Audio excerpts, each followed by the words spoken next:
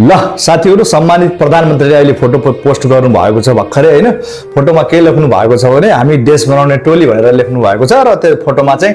सम्मानित प्रधानमन्त्री देखिनु भएको छ र गृहमन्त्री सुदन गुरुङ देखिनु भएको छ र एउटा गृह सचिव हो जस्तो लागेको छ तीन जना देखिनु भएको छ ल साथीहरु केही न केही खुशीको खबर आउला जस्तो छ केही न केही ठुलो होला जस्तो छ है देशमा त्यही भएर आज सम्मानित प्रधानमन्त्रीले अब यसको आश्रय त के हो बुझ्न सकिएन तर पनि फोटो पोस्ट गर्नु भएको छ यो देखेर चाहिँ खुसी लागेको छ हामी देश बनाउने टोली भनेर यसरी लेखेर हाल्नु भएको छ देशमा छिट्टै खुसीको खबर सुन्न पाइन्छ कि भन्ने हाम्रो मनसा हो र जेस राम्रो हुँदै जाओस् देशलाई सम्मानित प्रधानमन्त्रीले राम्रै गर्दै जाउन् र गृहमन्त्रीले पनि कानुन व्यवस्था चुस्त दुरुस्त पार्दै लैजाउन् यो हाम्रो शुभकामना छ र देश छिट्टै बन्छ भन्ने हामी ढुक्क र आशा छौं र प्रधानमन्त्रीले भन्नुभएको थियो ढुक्क हुनुस् देश छिट्टै बन्छ भनेर हामी त्यही आशामा छौं है त ल प्रधानमन्त्रीलाई धेरै धेरै बधाई छ जुन तरिकाले हामीहरुको